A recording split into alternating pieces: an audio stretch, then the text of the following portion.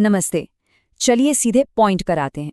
आज इस चर्चा में हम एक ऐसे बहुत बड़े भ्रम को तोड़ने वाले हैं जिसे समाज ने सच मान लिया है।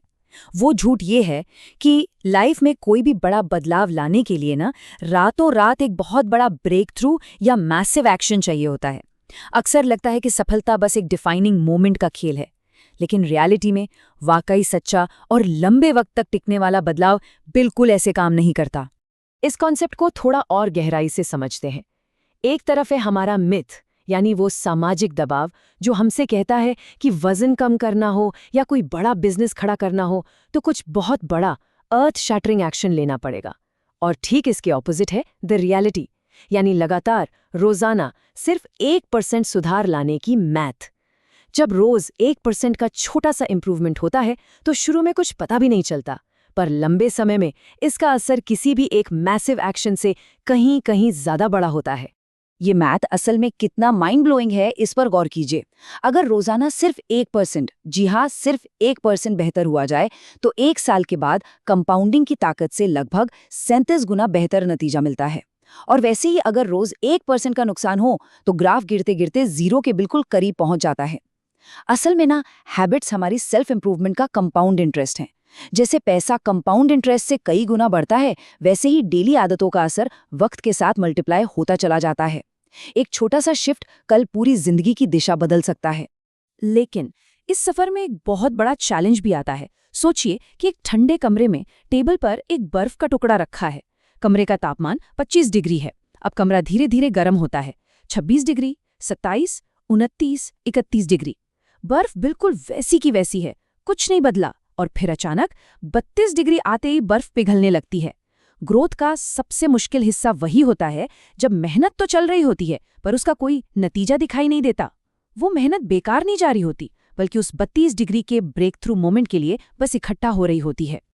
और इस पूरे प्रोसेस में जो चीज सबसे ज्यादा ध्यान खींचने वाली है वो है वैली ऑफ डिसअपॉइंटमेंट, यानी निराशा की घाटी।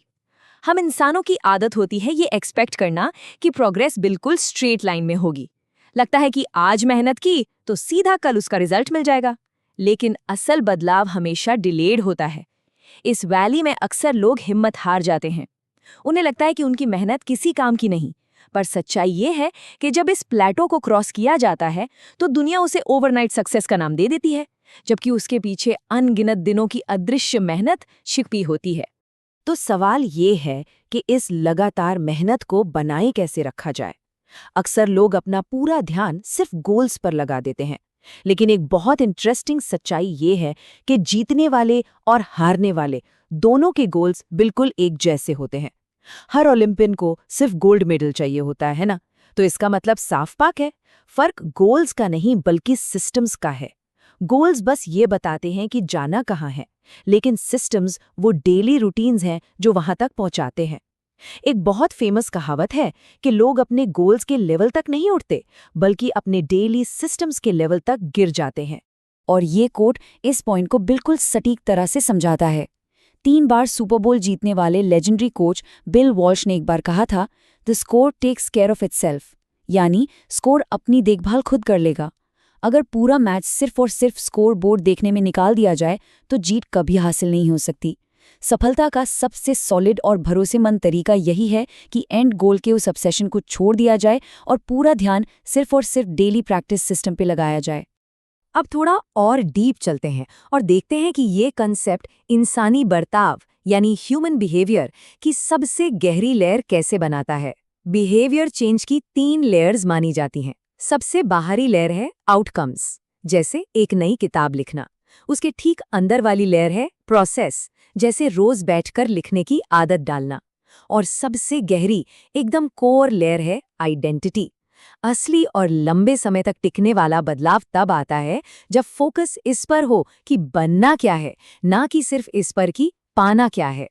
यहाँ एक बहुत ही जोरदार और मॉन्यूमेंटल डिफरेंस समझना जरूरी है। जब सिगरेट छोड़ने की कोशिश चल रही होती है तो एक अप्रोच होती है ये कहना, मैं क्विट करने की कोशिश कर रहा हूँ, पर दूसरी अप्रोच सीधे उस नई आइडेंटिटी को अपनाने की होती है, मैं स्मोकर नहीं हूँ। दोनों बातों में जमीन आसमान का फर्क है। हर छोटा कदम जो उठाया जाता है वो असल में उस नई आइडेंटिटी के लिए एक छोटा सा वोट होता है। यहाँ किसी तरह के परफेक्शन की जरूरत नहीं है, बस अपने नए रूप के पक्ष में लगातार छोटे छोटे वोट्स डालने हैं ताकि खुद को साबित किया जा सके।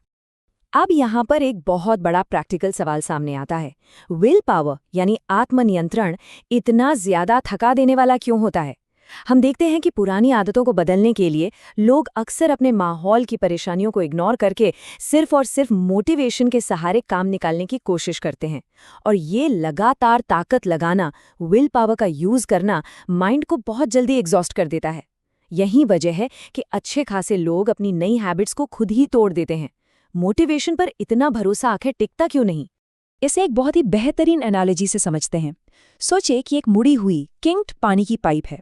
अगर आगे पानी का फ्लो बढ़ाना है और सिर्फ वाल्व का प्रेशर बढ़ाया जाए तो बहुत ज्यादा ताकत लगानी पड़ेगी और पाइप फट भी सकती है। विल पावर और मोटिवेशन पर लगातार जोर डालना बिल्कुल ऐसा ही है। सबसे स्मार्ट और आसान तरीका पाइप पर प्रेशर बढ़ाना नहीं, बल्कि उस मुड़े हुए हिस्से को सीधा करना है। जब उस रुकावट को, उस फ्रिक्शन को हटा दिया जाता है तो पानी बिना किसी एक्स्ट्रा एफर्ट के बिल्कुल नेचुरल तरीके से बहने लगता है। तो आखिर अपने एनवायरनमेंट को ऐसे कैसे डिजाइन किया जाए कि अच्छी आदतें बिल्कुल नेचुरल बन जाएं? देखिए, हाई फ्रिक्शन तब होता है जब ढेर सारी डिस्ट्रैक्शंस के बीच फोकस करने की कोशिश होती है, जैसे फोन को बेड पर रखकर सोना। इसकी जगह लो फ्रिक्शन एनवायरनमेंट बनाना चाहिए। अगर सुबह वर्कआउट करना है तो जूते रात को ही दरवाजे के ठीक पास रख देने चाहिए। सोशल मीडिया कम यूज करना है तो फोन सोने वाले कमरे में होना ही नहीं चाहिए। जब अच्छी आदतें सबसे आसान रास्ता यानी पाथ ऑफ लीस्ट रेजिस्टेंस बन जाती हैं तो रूटीन्स डेली लाइफ में बिल्कुल स्मूथली फिट हो जाते हैं। जैसे जैसे इस लो फ्रिक्शन वाले माहौल में इन छोटी छोटी एटॉमिक हैबिट्स को जोड़ा जाता है तो एक टिपिंग पॉइंट आता है। बाहर की दुनिया को सफलता दिखने से बहुत पहले ही ये छोटी आदतें एक पूरी नई लाइफस्टाइल का अदृश्य ढांचा, एक इनविजिबल आर्किटेक्चर तैयार कर चुकी होती हैं। पैसे हों, हेल्थ हो, कॉन्फिडेंस हो या रिश्ते हों, ये सब कुछ लगातार चलने वाली डेली रूटीन्स का ही डायरेक्ट नतीजा होती हैं। छोटी छोटी आदतें जब लगातार की जाती हैं तो एक दिन वही पूरा लाइफस्टाइल बन जाती हैं। तो इस चर्चा के अंत में एक आखिरी और बहुत ही गहरा सवाल छोड़ते हैं। हैबिट्स वाकई में एक दो-धारी तलवार की तरह होती हैं। हर वक्त लाइफ के बैकग्राउंड में कुछ अदृश्य सिस्टम्स चल रहे होते हैं। तो क्या वो रोज की छोटी छोटी आदतें चुपचाप एक बेहतरीन भविष्य का निर्माण कर रही हैं या फिर धीरे धीरे उसे तोड़ रही हैं? 1% रोजाना बेहतर होने का फैसला भले ही बहुत छोटा लगे, लेकिन याद रखिए, यही वो अदृश्य सिस्टम है जो खामोशी से पूरी जिंदगी को नए सिरे से रीबिल्ड कर देता है।